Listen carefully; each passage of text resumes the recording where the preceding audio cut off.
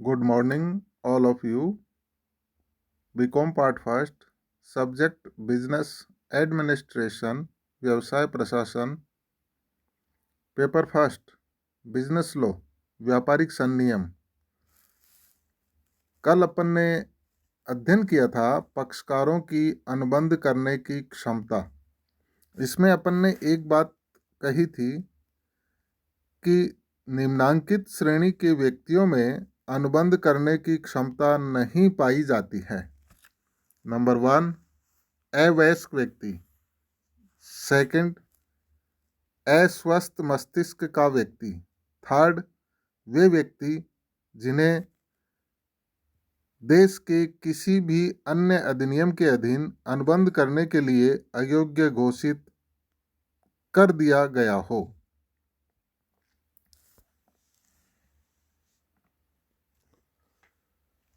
आज उसी क्रम में अपन आगे अध्ययन करेंगे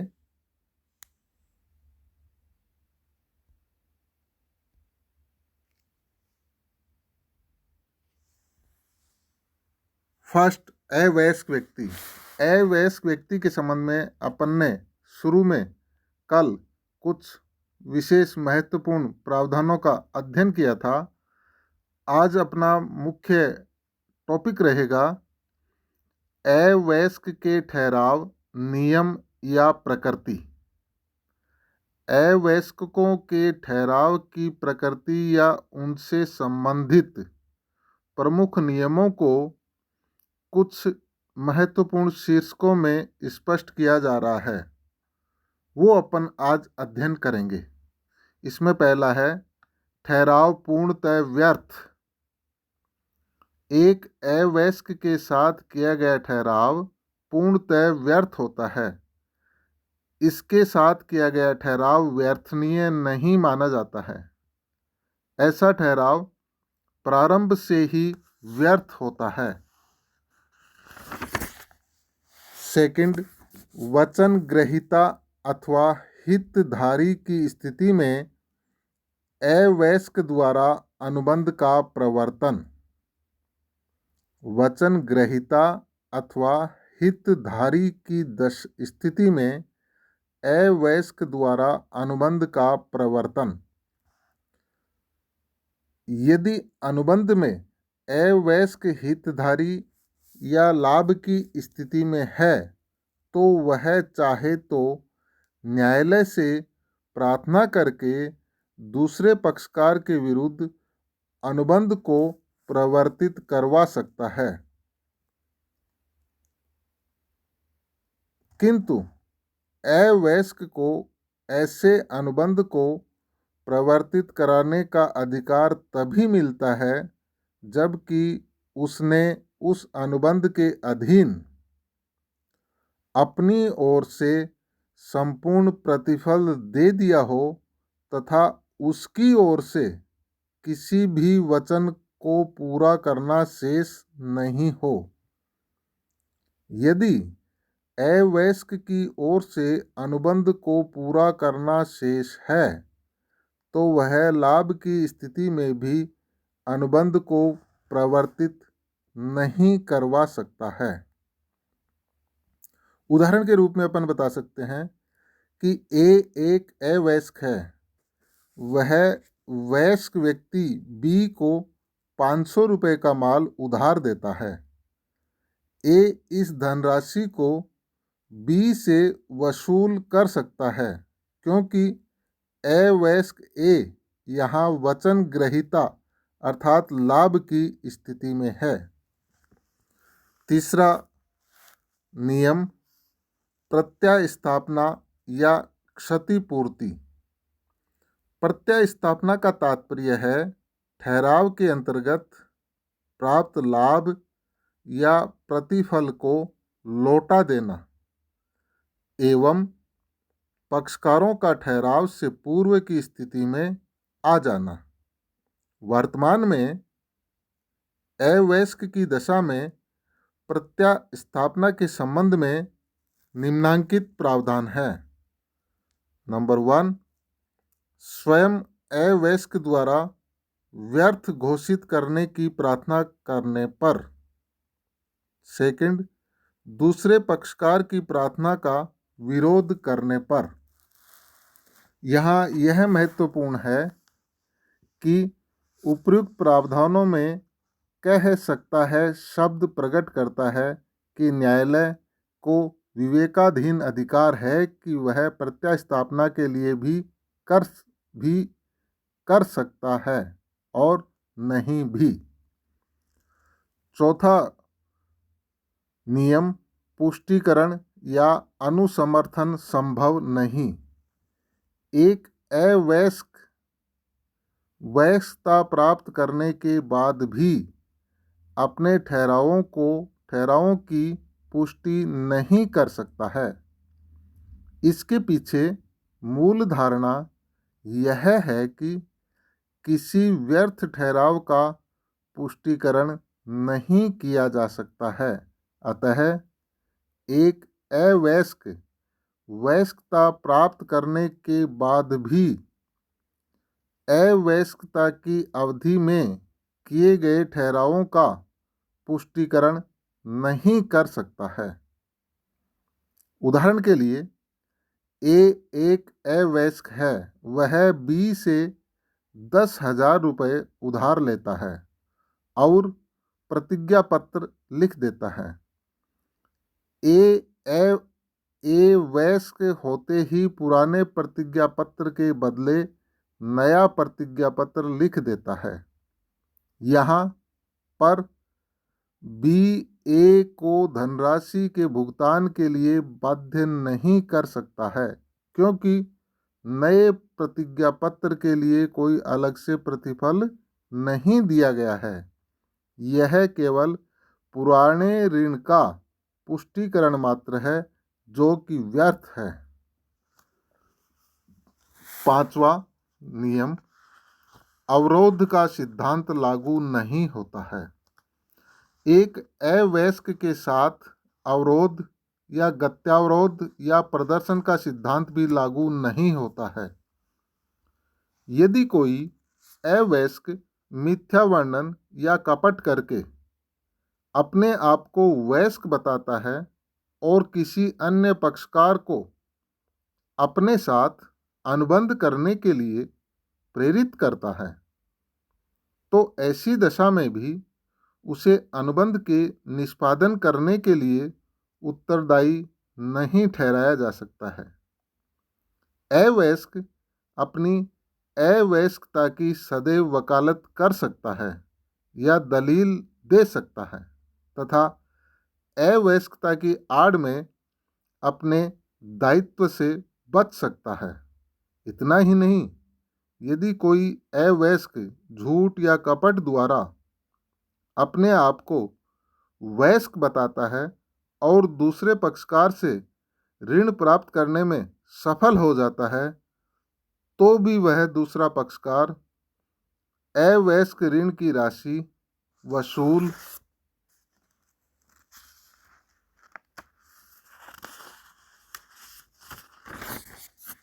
नहीं कर सकता है। यहाँ तक कि न्यायालय अवयस्क को झूठ या कपट के लिए क्षतिपूर्ति देने के लिए भी बाध्य नहीं कर सकता है। छठा नियम है, विनिर्दिष्ट या विशिष्ट निष्पादन नहीं। विनिर्दिष्ट या विशिष्ट निष्पादन का तात्पर्य अनुबंध को मूल रूप में तय की गई शर्तों के अनुसार पूरा करवाना है। ठहराव का विशिष्ट निष्पादन तभी करवाया जा सकता है जबकि ठहराव वैध हो। चूँकि अवयस्क द्वारा किया गया ठहराव प्रारंभ से ही व्यर्थ होता है, अतः व्यर्थ ठहराव के विशिष्ट निष्पादन का प्रश्न ही उत्पन्न नहीं होता है। सातवां नियम है, अवयस्क के संरक्षक द्वारा अनुबंध। अवयस्क के संरक्षक द्वारा किया गया अनुबंध अवयस्क द्वारा तथा अवयस्क के विरुद्ध प्रवर्तित करवाया जा सकता है यदि ऐसा संरक्षक निम्नलिखित शर्तों को पूरा करता है। फर्स्ट, वह संरक्षक अनुबंध करने की क्षमता रखता है। सेकंड, यदि वह अपनी शक्तियों के अंतर्गत अनुबंध करता है। थर्ड, संरक्षक द्वारा किया जाने वाला अनुबंध वयस्क के हित में है। तथा फोर्थ, यदि कोई अवयस्क या संरक्षक अवयस्क के लिए अचल संपत्ति खरीदने का अनुबंध नहीं कर सकता है, किंतु अवयस्क के हित के लिए उसकी संपत्तियों को न्यायालय की अनुमति से बेच सकता है, तो अवयस्क के संरक्षक द्वारा अनुबंध वाले नियम में ये 4 बातें अपन ने अध्ययन की। 8वां नियम या प्रकृति है माता पिता का दायित्व नहीं।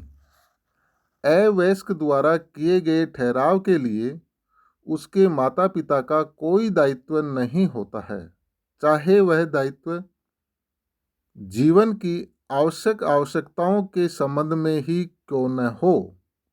परंतु यदि अवयस्क ने अपने माता पिता के एजेंट के रूप में कोई अनुबंध किया है, तो उस अनुबंध के लिए माता पिता का दायित्व माना जाएगा।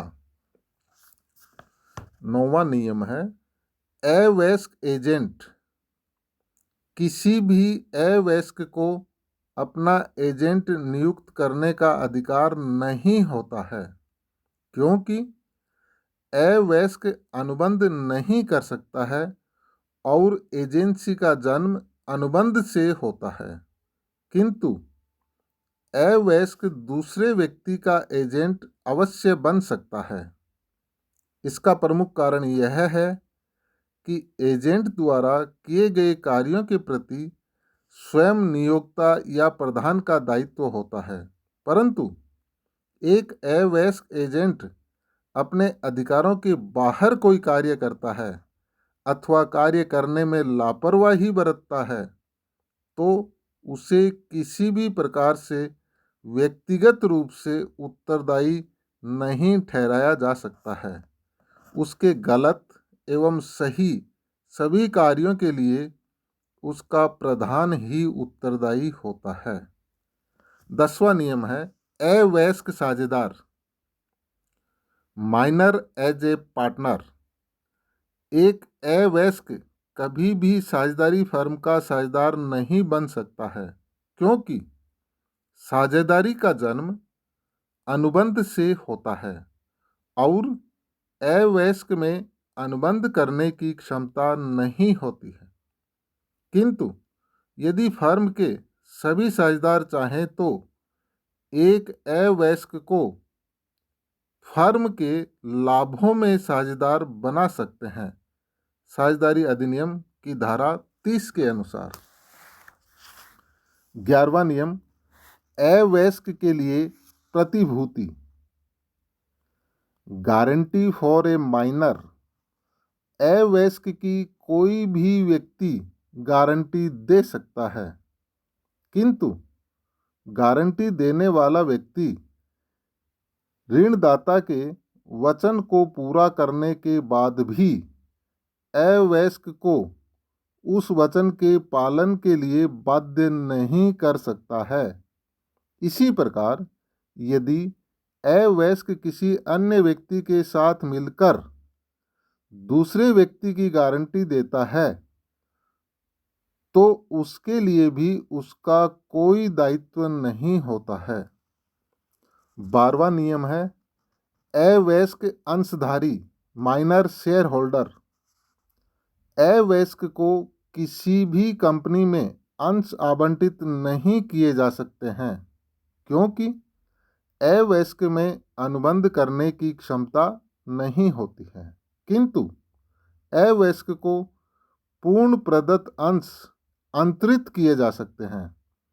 कंपनी विधानमंडल ने नंदिता जैन बनाम बेनेट कोलमैन एंड कंपनी के मामले में निर्णय दिया था कि यदि कोई अवयस्क अपने संरक्षक के माध्यम से किसी कंपनी के अंश अपने नाम अंतरित करने की प्रार्थना करता है, तो उसे अंशधारी बनाया जा सकता है यदि अंश पूर्णदत्त फुल्ली पेड अप हों तो।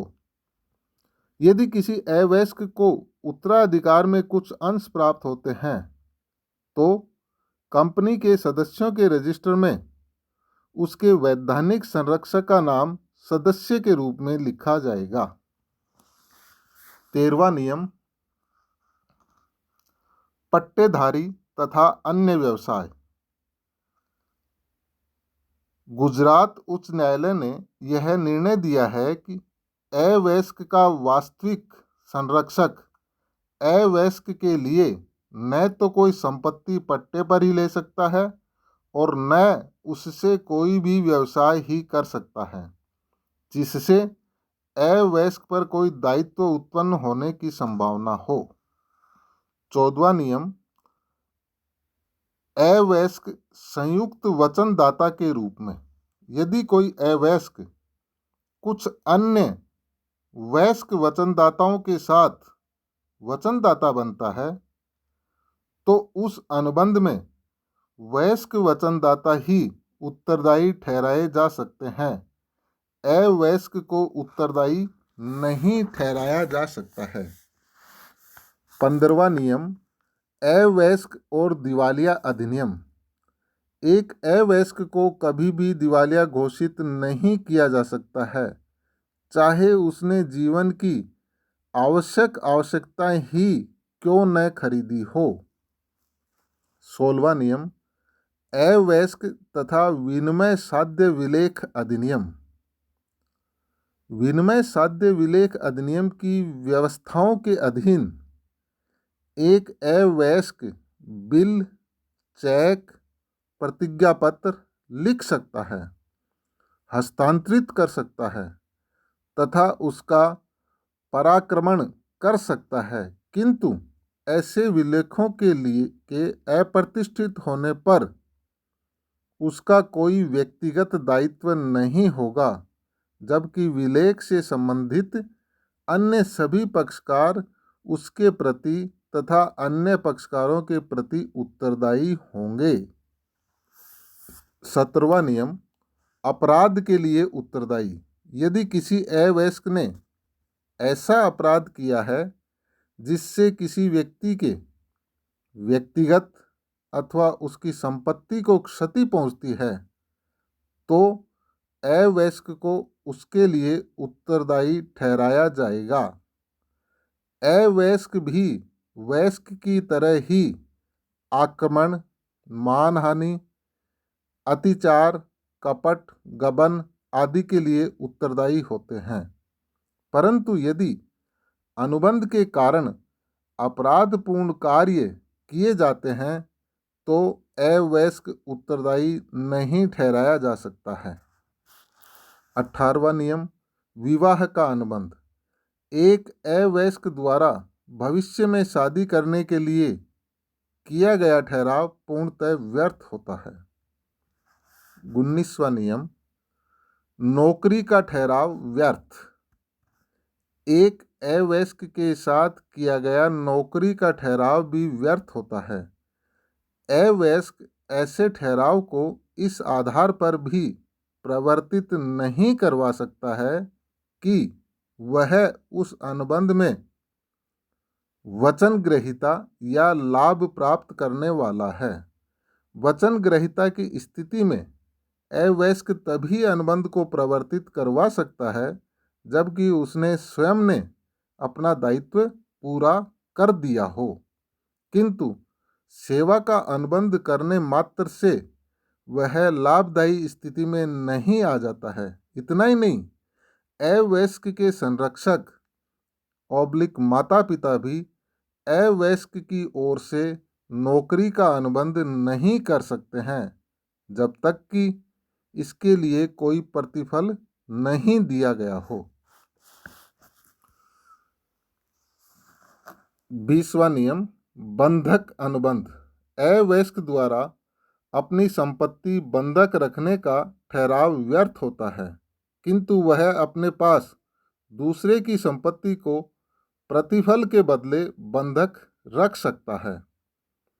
21वां नियम, आवश्यकताओं के संबंध में दायित्व।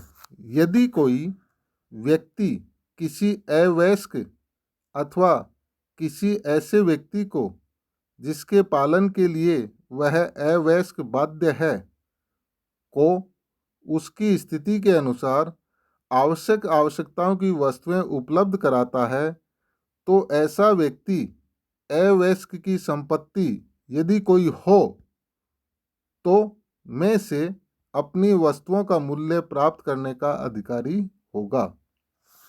इस प्रकार स्पष्ट है कि अवयस्क की आवश्यकताओं की वस्तुओं की पूर्ति करने वाला अवयस्क की संपत्ति में से यदि कोई हो तो उन वस्तुओं का मूल्य वसूल कर सकता है।